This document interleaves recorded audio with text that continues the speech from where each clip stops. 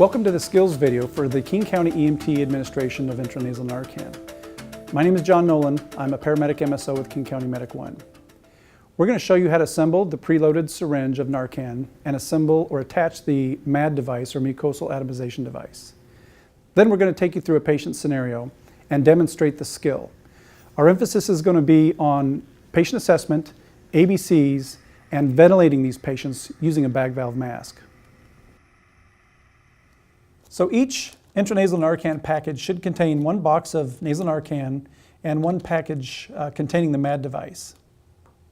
When you open the box of Narcan, you're going to find two pieces: the glass vial containing the Narcan and a plastic barrel syringe. Make sure that you check the expiration date on the glass vial and check the contents of the medication to ensure that it's not cloudy or discolored. To assemble these two pieces, you simply remove the purple and yellow small caps and insert the glass vial into the plastic syringe and twist until it's snug. Then you take the large yellow cap off and take your MAD device and attach it to the tip of the syringe in a twisting fashion until it's snug. And then your device is ready to be used. Ventilation, I'm going to go ahead and give him 1 milliliter of Narcan. Now we're going to take you through a scenario using two of our EMTs, and we're going to follow the algorithm that's been approved by King County EMS.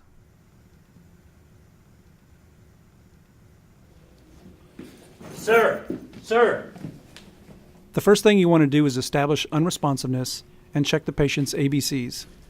Okay, Reed, I just talked to the roommate, and he strongly suspects that he may have overdosed on his pain medication today. Okay. Yeah, we have a good pulse, but he's barely breathing. I'm going to start.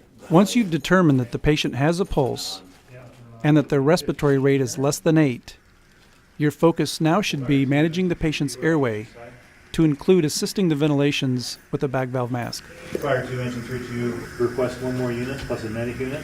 We have a patient in respiratory distress. Ventilations using the bag valve mask need to occur for at least 1 minute prior to the administration of nasal Narcan.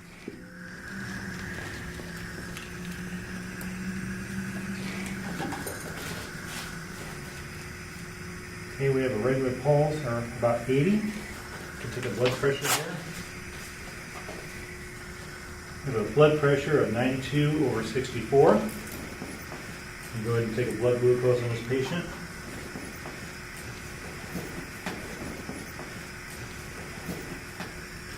All right, so Reed, we're going to go ahead and listen to lung sounds and see how those are doing.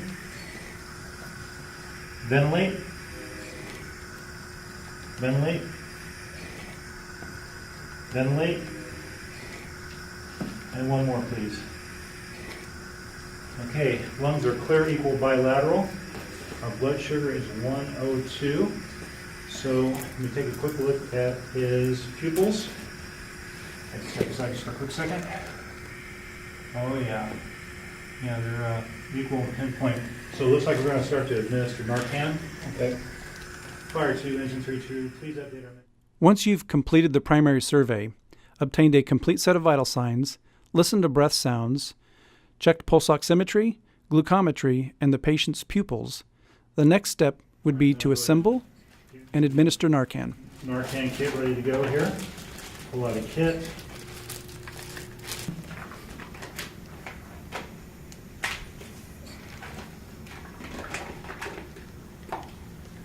Okay, I'm going to verify I do have Narcan 2 milliliters, which I do.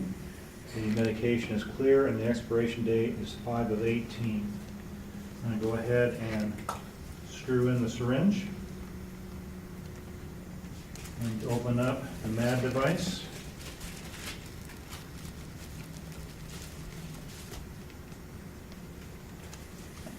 Screw that on right now.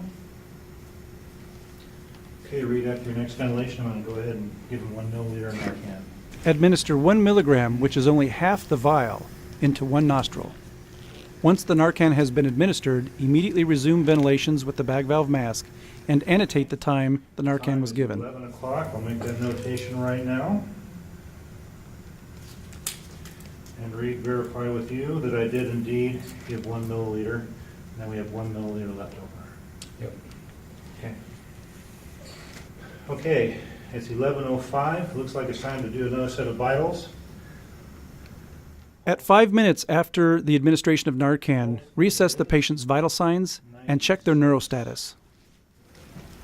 Our pulse ox is also reading 96. Take a blood pressure. Feels like his respiratory drive's improving. Oh, excellent. We have a blood pressure of 106/94. I'll do lung sounds now. Ventilate. Ventilate. Ventilate. And ventilate. Okay, lung sounds are still clear, equal, bilateral. I'll go ahead and do a pupil check after next ventilation.